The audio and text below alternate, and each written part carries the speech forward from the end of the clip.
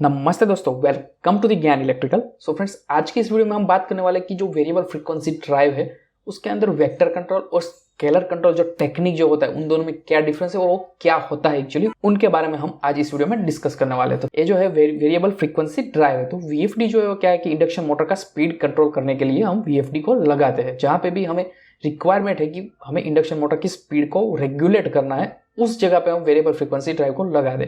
But variable frequency drive जो है वो दो तरीके से काम करती है। उसमें दो मोड होते हैं। एक जो होता है उसको स्केलर मोड बोला जाता है, यानी कि स्केलर कंट्रोल बोला जाता है। दूसरा जो मोड होता है उसे वेक्टर कंट्रोल मोड बोला जाता है। तो गाइस, एक scalar control and vector control क्या है, चलो उसके बारे में जानते हैं। तो पहले हम बात करते हैं स्केलर कंट्रोल के बारे में। सो फ्रेंड्स, स्केलर कंट्रोल में वीएफडी जो है वो कैसे स्पीड को कंट्रोल करता है, चलो उसके बारे में जानते हैं। सो गाइज, ये इक्वेशन तो आपको पता ही होगा कि NS is equal to 120 F/P, जहाँ पे F जो है वो है फ्रीक्वेंसी एंड P जो है वो है number of pole.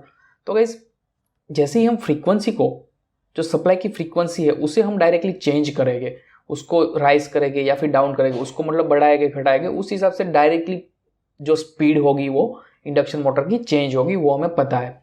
But guys, क्या होता है कि जो इंडक्शन मोटर में जो फ्लक्स जो है, मतलब कि इंडक्शन मोटर में जो फ्लक्स प्रोड्यूस होता है वो डायरेक्टली प्रोपोर्शनल होता है वोल्टेज बाय फ्रीक्वेंसी।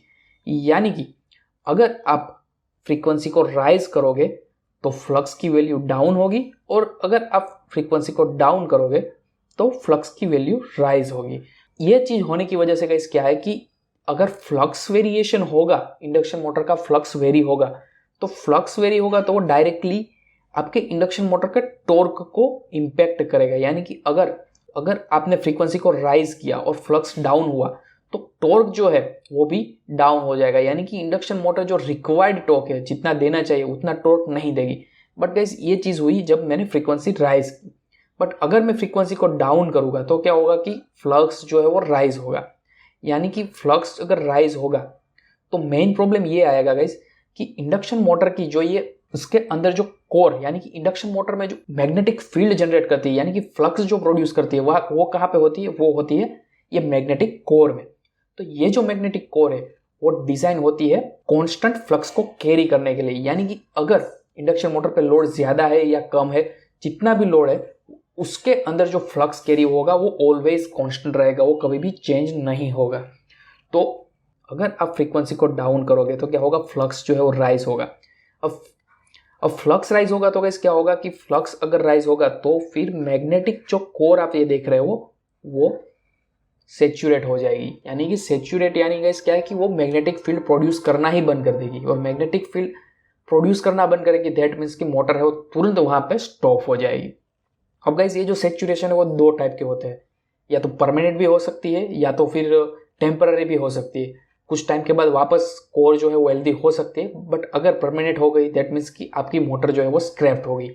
तो स्केलर कंट्रोल मोड में क्या होता है गाइस, कोर जो है उसको सेव करने के लिए हम क्या करते हैं कि ये जो फ्रीक्वेंसी है उसको वेरी करते हैं वोल्टेज के साथ। यानी कि हम ये जो flux is equal to V/F जो रेशियो है वो मेंटेन करते हैं। फ्लक्स जो है वो प्रोपोर्शनल होता है वोल्टेज बाय फ्रीक्वेंसी। तो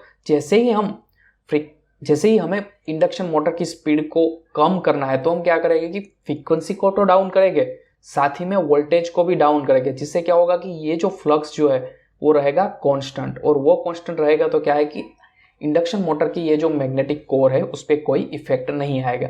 सेम वे गाइस, अगर हमें इंडक्शन मोटर की स्पीड है उसको राइज करना है तो सेम वे हम क्या करेंगे कि फ्रीक्वेंसी को राइज करेंगे, और फ्रीक्वेंसी को राइज करेंगे साथ ही हम वोल्टेज को भी राइज करेंगे, जिससे क्या होगा, और उसी की वजह से जो फ्लक्स रहेगा वो कांस्टेंट रहेगा। इसीलिए हम स्केलर कंट्रोल टेक्निक में हम वोल्टेज एंड फ्रीक्वेंसी को साथ में ही अगर राइज करेंगे तो साथ में ही राइज करेंगे, और डाउन करेंगे तो साथ में ही डाउन करेंगे, जिससे ये फ्लक्स जो है वो कांस्टेंट रहेगा एंड आपका मैग्नेटिक कोर जो है वो सेचुरेट नहीं होगा। अब चलिए बात करते हैं वेक्टर कंट्रोल के बारे में। सो फ्रेंड्स, वेक्टर कंट्रोल में दो चीज रहती है, D एंड Q। अब ये D जो है वो डायरेक्ट एक्सिस कंपोनेंट रहता है एंड Q जो है वो क्वाड्रेटर एक्सिस कंपोनेंट रहता है। अब ये डायरेक्ट एक्सिस कंपोनेंट और क्वाड्रेचर एक्सिस कंपोनेंट एक्चुअली क्या है गाइस कि VFD में जैसे ही आप 3 फेज सप्लाई दोगे VFD को इनपुट, तो उसको पहले वो VFD जो है, VFD का रेक्टिफायर जो है, VFD में एक मॉड्यूल रहेगा, वो ये 3 फेज को पहले 2 फेज में कन्वर्ट करेगा।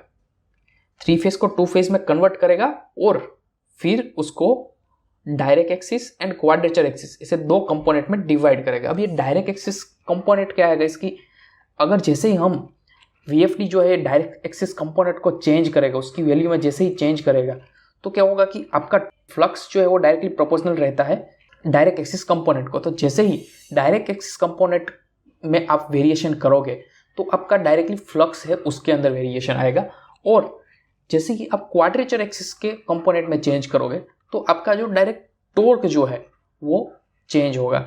तो गाइस क्या है कि स्केलर कंट्रोल में क्या होगा कि V/F रेशियो हम मेंटेन रखते हैं, जिससे क्या है कि फ्लक्स जो है वो मेंटेन रहेगा, और फ्लक्स मेंटेन रहेगा उसकी वजह से क्या है इसकी टॉर्क जो है वो भी मेंटेन रहेगा। बट यहाँ पे वेक्टर कंट्रोल में क्या किया जाता है कि वेक्टर कंट्रोल में अगर आपको मोटर का टॉर्क जो है वो राइज करना है, फ्लक्स को कांस्टेंट रखने के साथ आपको टॉर्क में वेरिएशन चाहिए, तो वो चीज़ जो है वो आपको वेक्टर कंट्रोल सिस्टम से ही मिलेगा।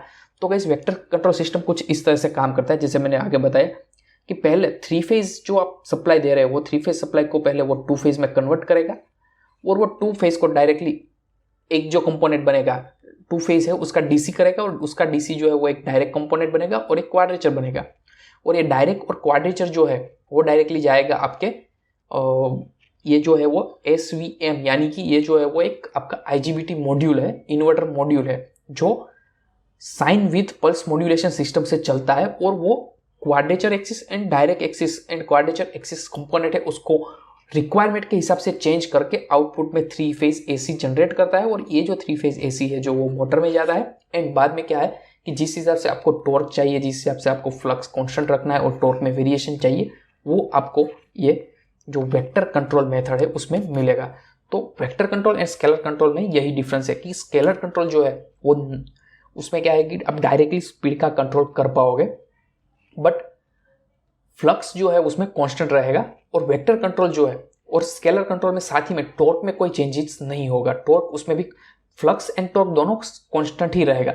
बट वेक्टर कंट्रोल में क्या है कि फ्लक्स कांस्टेंट रखने के साथ साथ टॉर्क जो है वो आप वेरिएशन मोटर का कर पाओगे, और इसमें आप इंडक्शन मोटर का 200% मतलब कि रेटेड टॉर्क है उससे 2 गुना तक का टॉर्क आप इंडक्शन मोटर का वेरी कर पाओगे अगर वेक्टर कंट्रोल में आप इंडक्शन मोटर को चलाते हो तो।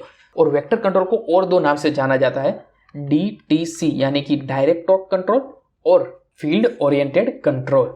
आई होप आप समझ गए कि scalar control and vector control जो VFD है उसमें क्या डिफरेंस है। अगर इंटरव्यूअर आपको पूछ ले तो आप ऐसा आंसर दे सकते हो जैसे हमने आगे डिस्कस किया। तो आई होप कि आपको बेसिक अंडरस्टैंडिंग आ गया कि scalar and vector control VFD में क्या होता है। थैंक यू गाइस, अगर वीडियो अच्छा लगा हो तो लाइक कर दीजिए, फ्रेंड्स के साथ शेयर कीजिए, और कोई भी डाउट है तो नीचे कमेंट सेक्शन में लिखिए, नेक्स्ट टॉपिक में हम कवर करेंगे। थैंक यू गाइस, मिलते हैं नेक्स्ट वीडियो में।